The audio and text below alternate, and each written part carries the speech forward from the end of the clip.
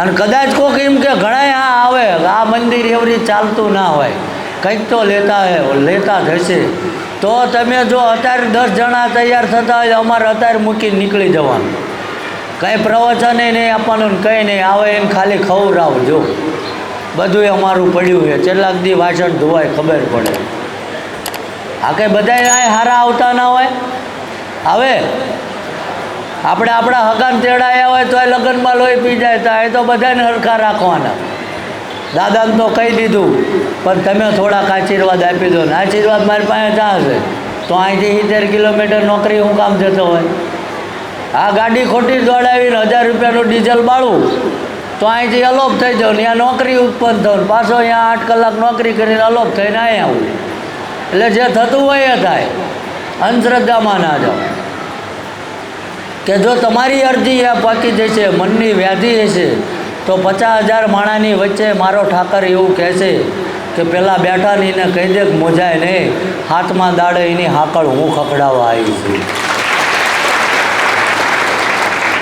તમારે કદાચ આ એક જગ્યાએ આવ્યા ન હોય, રાતે પ્લાનિંગ કરી દીધું હોય 5-10 જગ્યાએ હારે દર્શન કરી લેવા એમ, સમજાય ને? અને મને કંઈ વિરોધ નથી, પણ છેલ્લા 8-9 વર્ષથી જોઉં છું કે બધાય, કોઈ જ્ઞાતિવાદ નથી, કોઈ પૈસાવાળાનો વિરોધ નથી, ગરીબનો. પણ મને એટલું ખબર પડી કે ભલે માણસો ફરવા જતા પણ હારે હારે હવે દર્શન કરવા ચાલુ થયા છે. આટલું પરિવર્તન આવ્યું. અને આ સારી વસ્તુ છે. ચમ કે અત્તરની દુકાનવાળો ભલે આખો દી વેચતો હોય, એને સાંટતો ના હોય, પણ એના હાથમાં સુગંધ તો રે કે ના રે? અને ક્યાંક એવી જગ્યા હોય ખરાબ તો અહીંયા બેઠા હોય ત્યાંથી દુર્ગંધ જ આવતી હોય. આવે કે ના આવે? હા. પણ મહત્ત્વની વાત એ કહી દઉં કે આ ધરતી ઉપર તમને મને બધું જરૂરી છે, હું ના નથી પાડતો, પણ એટલું યાદ રાખજો કે 84 લાખ યોનિમાંથી ભટકતા ક્યાંક આપણું સત્કર્મ ભેગું થયું ને તારે માણસનો અવતાર મળ્યો છે. આ એક યાદ રાખજો. અને જો ભગવાને માણા બનાવ્યા છે ને તો આ ધરતી ઉપર કંઈક કર્યા વગર જતા નહીં.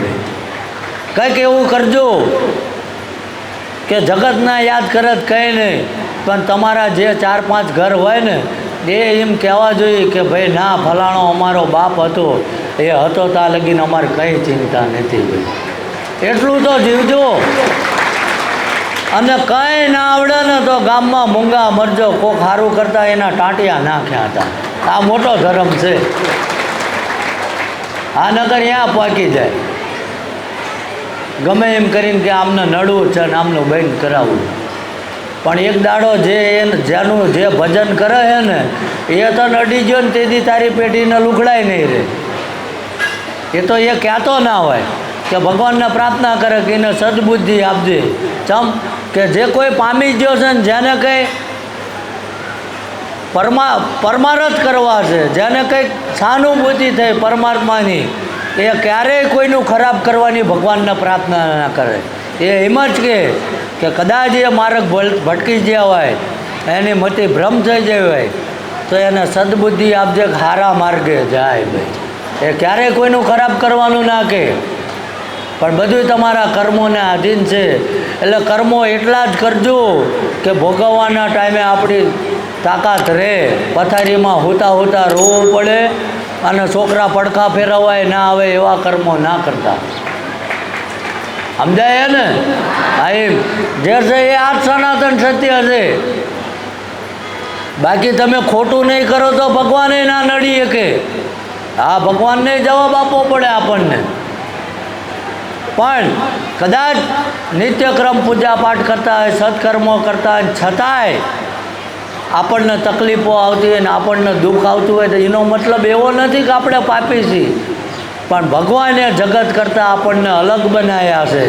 અને એન્ડ સુધી એ આપણી કસોટી કરે છે કે ગમે એવી તારી પરિસ્થિતિ આવે તોય તું મને ભૂલવાનો તો નથી ને. અને એક દાડો હું પુરવાર કરી દઈશ તમને કે કદાચ તમે ગમે એવી પરિસ્થિતિ વેઠી હોય પણ કાલ તમારા મારી સામે તો દાખલા પડ્યા છે કે જેના ઘરે ખાવાના વાંધા હોય ને એના આજ દીકરી દીકરા ભણીને સારી પોસ્ટ ઉપર બેઠા છે ને એના મા બાપ જલસા કરે છે. એટલે આપશે પરમાત્મા, પણ ક્યારેય તમારો રસ્તો તમારો માર્ગ બદલતા નહીં. એક જ માર્ગે ચાલજો, જેથી કરી માર્ગ બદલશો ને તો અહીંયા પહોંચવામાં આવ્યા છે અને પાછો રસ્તો બદલાઈ જશે. એ જ માર્ગે પરમાત્મા મળશે. સારા કર્મો કરશો તોય મળશે અને ખરાબ કરો તોય મળશે. મળશે તો ખરો. પેલો તમને ઉગારવા આવશે ને પેલો તમને મારવા આવશે તો ખરો. આ નક્કી કરી રાખજો.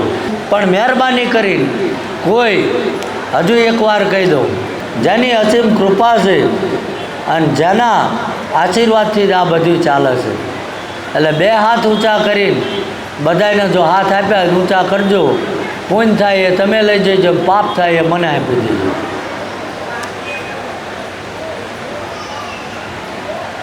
સુરપુરા દાદાની કુળદેવી માત કી.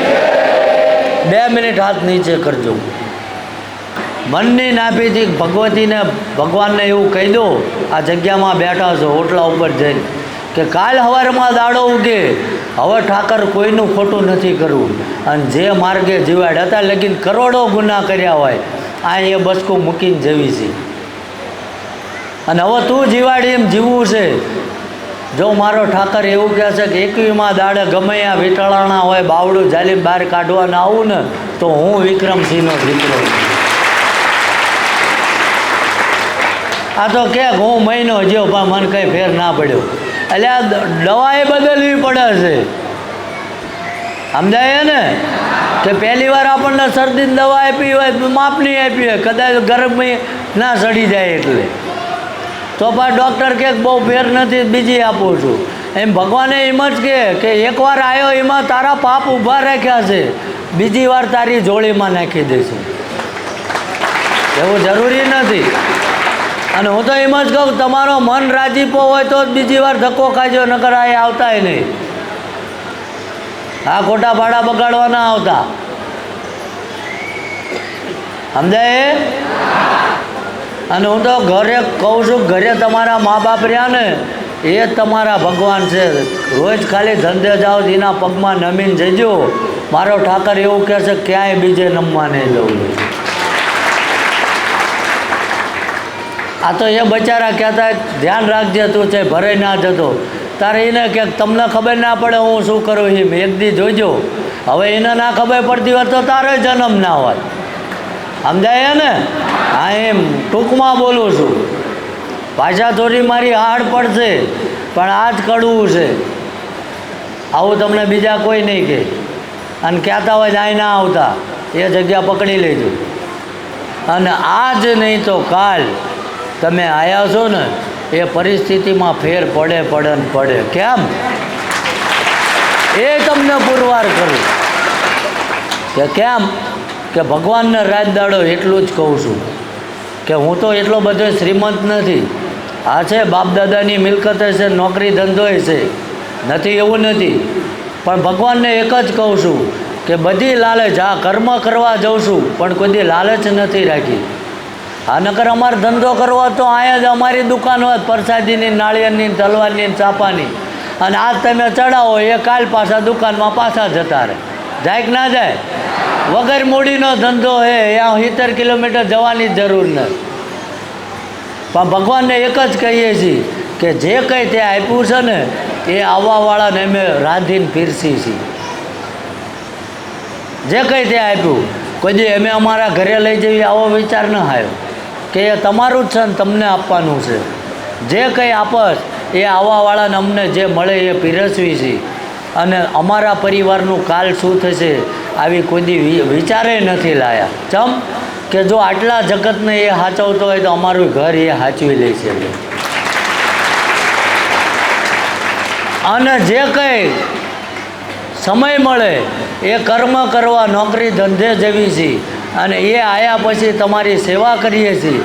અને પછી જે કંઈ સમય મળ્યો તો ઠાકરની 5 માળા કરી છે. ભગવાનને એવું કહું છું કે જો આ નિસ્વાર્થ ભાવે કર્યું હોય અને તારા ચોપડે અમારું જમા પડ્યું હોય, જે કંઈ મારી જોડીમાં તપ ભેગું થયું હોય તો મારે તો તું શું, મારે કંઈ જરૂર નથી. પણ આવવાવાળાના નસીબમાં ના હોય ને તો મારી જોડી ખાલી કરી નિમને આપી દીધી. આવું તમને કોઈ કહે ને તો અહીંયા જજો.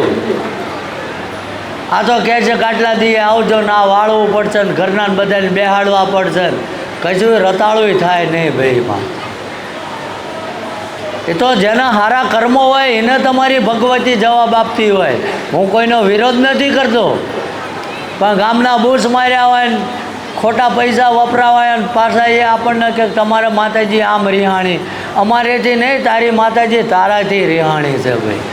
તો અમે ખોટા ઉંમરે સડી ગયા, સમજાય ને? એટલે ફરી વાર જાઓ ઓટલે. અને અગત્યની સૂચના એ કહી દઉં તમને કે રેડ ક્રોસ બ્લડ બેંક, કારણ કે દુનિયામાં વિજ્ઞાન એટલી બધી જગ્યાએ પહોંચી ગયું, બધું બનાવી એક છે, પણ ખાલી લોહી નથી બનતું. બને છે ક્યાંય છે લોહીની ફેક્ટરી? તો એડ્રેસ આપજો કે આ એક એવી સંસ્થા છે, આપો કે ના આપો. હું એવું ન કહેતો, નકાપા એવું કહે છે કે બાપુએ એક ટાઈમ જમાડીને લોહી લઈ લીધું. પણ જો શરીરની તાસીર સારી હોય, આપણું શરીર સારું હોય, બધે પૈસાનું દાન એવું જરૂરી નથી, રક્તદાન મહાદાન છે ભાઈ. કે આપણી શરીર સારું હોય, નિરોગી હોય, અને જો આપણું 100 ગ્રામ લોહી કોઈનું જીવન, કારણ કે આ ટીમ સંસ્થા એવી છે કે કોઈ પણ શ્રીમંત હોય કે ગરીબ માણસ હોય કે થેલિસીમિયા ગ્રસ્ત 70થી વધુ બાળકોને એ લોકો અહીં લાવતા, જેને દર 15 દિવસે લોહી ચડાવવું પડે. કેન્સર પીડિત માણસો છે એને વિના મૂલ્યે આ સંસ્થા લોહી આપે છે. અને તમે આપો કે ના આપો, ગુજરાતના ગમે એ છેડે હોય અને તમને જો કદાચ ટાઈમે ના લોહી પહોંચતું થાય અમારા સાનિધ્યમાં રિંગ કરજો, 10 મિનિટમાં લોહી અમે તમને પૂરું પાડી દઈશું. સમજાય ને? એટલે આ સંસ્થા એવી છે કે વિના મૂલ્યે સેવા કરે છે. અને જો આપણું શરીર સક્ષમ હોય તો જો આપણને એમ થાય કે લોહી આપવું છે, તો જો આપણું લોહી કોકનું જીવન બચાવતું હોય ને તો હું તો કહું છું કે એકવાર લોહીનું દાન કરવું. સમજાય? એટલે ફરીથી દાદાના ઓટલે જઈને અરજી મૂકી દેજો, જેથી કરીને આ તમારું આયેલું બાતલ ના જાય. અને જેને પ્રસાદી લેવાનું બાકી હોય એ હજુ નાસ્તાની ચાની વ્યવસ્થા છે, પ્રસાદી લઈ લેજો, પણ કોઈ ધક્કામુક્કી ના કરતા. અને આ જગ્યાની મર્યાદા છે કે બહેનોના વિભાગમાં બેસવાનું, પુરુષોના વિભાગમાં. અને હું તો કહું છું આ જગ્યામાં પહોંચી ગયા છો ને તો ગમે આ જગ્યા મળે બેઠા 10 નામ દાદાના લઈને જજો, ફરીથી ના ધક્કો નહીં ખાવા દેજો.